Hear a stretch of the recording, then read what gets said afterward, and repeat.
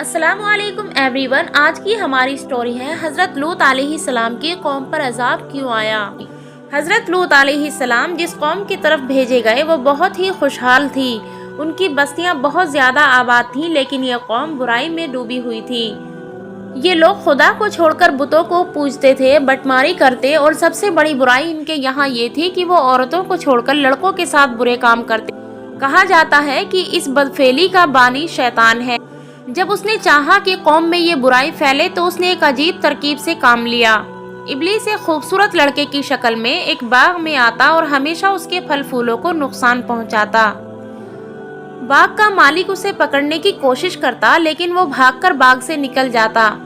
جب باغ کو بہت نقصان پہنچا اور باغ کا مالک پریشان ہو گیا تو ایک دن ابلیس نے کہا کہ اگر تو چاہتا ہے کہ میں باغ میں نہ آؤں تو میرے ساتھ یہ برا کام کر اور اپنے باغ کی طرف سے بے فکر ہو جا۔ باغ کے مالک نے کہا یہ تو بہت اچھا ہے، اور پھر وہ اس برائی میں پڑ گیا۔ اس طرح شیطان نے فعل بد کو اس قوم میں جاری کر دیا۔ خدا کی طرف سے ہدایت کے لیے حضرت لوط علیہ السلام نے لوگوں کو اس فعل بد سے روکا اور ان کو ہر طرح سے سمجھایا اور خدا کا خوف دلایا، اور کہا کہ اگر تم برائی سے باز نہیں آتے تو خدا کا عذاب تمہیں ضرور پکڑ لے گا۔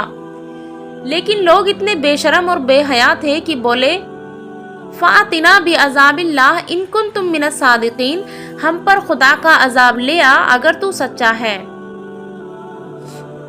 حضرت لوط پھر بھی ان کو سمجھاتے رہے اور ان کو خدا کی طرف دعوت دیتے رہے۔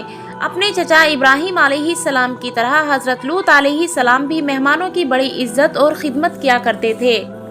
جب حضرت لوط کی قوم کی برائی حد سے زیادہ بڑھ گئی تو خدا نے اس قوم کو مٹا دینے کا فیصلہ کیا۔ کچھ فرشتے حسین اور خوبصورت لڑکوں کی شکل میں حضرت لوط علیہ السلام کے سامنے آئے۔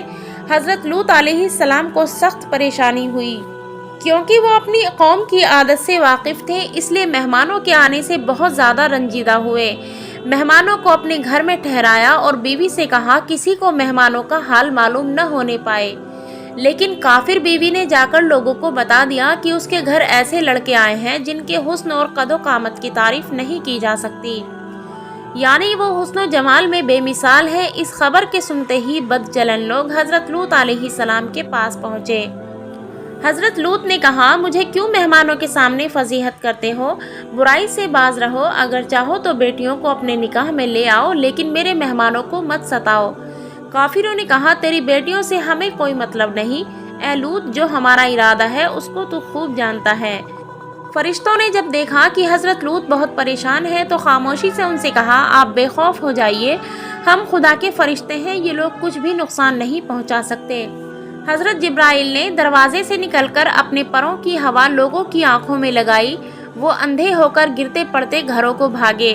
حضرت لوط کو حکم ہوا کہ وہ بستی چھوڑ دیں اور پیچھے لوٹ کر نہ دیکھیں۔ حضرت لوط علیہ السلام کو اللہ تعالیٰ نے عذاب سے بچا لیا۔ حضرت لوط کی بیوی اور کافر قوم تباہ اور برباد ہو گئی۔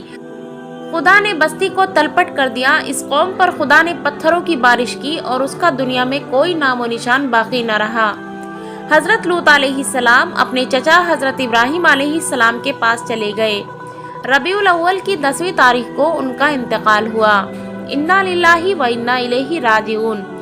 ویڈیو اگر آپ کو پسند آئی ہو تو please like, share and comment ضرور کریں، اور اگر آپ ہمارے چینل پر نیو ہیں تو پلیز ہمارے چینل کو سبسکرائب کر لیں۔